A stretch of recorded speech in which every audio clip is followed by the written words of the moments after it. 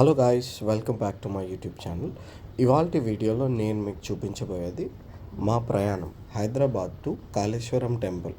ఏదైతే గోదావరి ఘాట్ అండ్ త్రివేణి సంగం ఉందో హైదరాబాద్కి దగ్గరలో, అండ్ ఇక్కడే పుష్కరాలు కూడా జరిగాయి లాస్ట్ ఇయర్.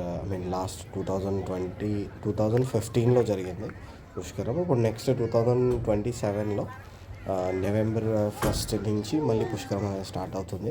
సో మేమేంటంటే ఈ కార్తీక పౌర్ణమి రోజు మేము కాళేశ్వరం గుడికి దర్శనం కోసం అనేది వచ్చామన్నమాట. అండ్ ఆ నదిలో స్నానాలు ఎలా చేసాము, అండ్ అక్కడి నుంచి దీపారాధన వరకు ఎలా వచ్చామనేది ఈ వీడియోలో అనేది పోస్ట్ చేయబడుతుంది.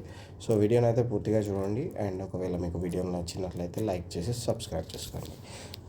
సో వీడియోలో మీరు చూడవచ్చు ఏంటంటే ఆ గోదావరి నది ఒడ్డున స్నానాలు చేసి అక్కడే ఆ ఇసుకతో ఒక శివలింగం తయారు చేసి దానిపై బొట్లు పెట్టి దాని చుట్టూ ఒక దీపం పెట్టి 365 ఒత్తులది దీపం ఏదైతే ఉందో నేతిలో చేసింది ఆ దీపం వెలిగించి, అండ్ అక్కడే ప్రసాదం పెట్టి హారతి ఇచ్చి దీపదూప నైవేద్యం చూపించుకున్న తర్వాత మేము అక్కడి నుంచి బయలుదేరుతాం అన్నమాట గుడికి దర్శనానికి. సో మాకు అనుకోని సర్ప్రైజ్ ఏంటంటే ఇక్కడ కాళేశ్వరం నది ఒడ్డున గోదావరి ఆరతి, అంటే మేము గంగా ఆరతి చూసాను, వీడియోస్ చూసాను, నార్మల్గా రీల్స్ చూసాను, చాలా గంగా ఆరతి ఇస్తారు. సేమ్ అదే విధంగా ఇక్కడ గోదావరి ఒడ్డున ఆరతి అనేది ఇచ్చారనమాట ఇవాళ. అసలు ఆ ఆరతి కానీ అక్కడ డిఫరెంట్ ఆరతులు, అంటే ఎక్కడైతే గంగకి ఎలా ఇస్తారో అలాగే సర్ప హారతి అని, అండ్ నక్షత్ర హారతి అని. ఆ నక్షత్ర హారతి అయితే దట్ వాస్ ద హైలైట్. చాలా బాగుండింది, కన్నుల పండుగలా ఉండింది చూడ్డానికి. వీడియోలో మీరు చూడొచ్చు, ఒక్కొక్కటి ఎక్స్ప్లెయిన్ చేస్తూ అక్కడ పంతులు గారు అనేది చెప్పడం జరిగింది.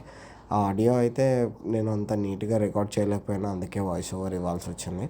సో చూడొచ్చు మీరు, ఒక్కొక్క డిఫరెంట్ ఆరతి ఇచ్చినప్పుడల్లా దాని మంత్రం చదివి దాని గురించి చెప్పి దాని తర్వాత భక్తుల వైపు చూపించి వాళ్ళని కూడా ఆరతి తీసుకోమని చెప్పి మళ్ళీ నెక్స్ట్ ఆరతికి షిఫ్ట్ అవుతారు అనమాట.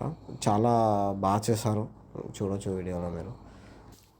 సో వీడియో పార్ట్ 1 ఇది ఇక్కడితో ఎండ్ అనమాట. పార్ట్ 2 వీడియో మళ్ళీ, అంటే మా దర్శనం ఎలా జరిగింది అండ్ అక్కడి నుంచి ఇంటికి రిటర్న్ ఎలా వెళ్ళాము, ఇవన్నీ నేను షేర్ చేస్తాను మీతో పార్ట్ 2 లాగా. ఈ టెంపుల్ యొక్క స్పెషాలిటీ ఏంటి, అండ్ హిస్టరీ, మనం తెలుసుకోగలిగిన హిస్టరీ ఏంటి, అండ్ అక్కడ యముడికి సంబంధించినవి ఏమేమి ఉన్నాయి, అండ్ ఈ ముక్తేశ్వర స్వామి స్పెషాలిటీ ఏంటి అనేది మనం చెప్పుకుంటాం అన్నమాట. సో సబ్స్క్రైబ్ చేసుకోవడం మర్చిపోకండి. పార్ట్ 2 వీడియో అనేది పోస్ట్ చేస్తాను త్వరలో.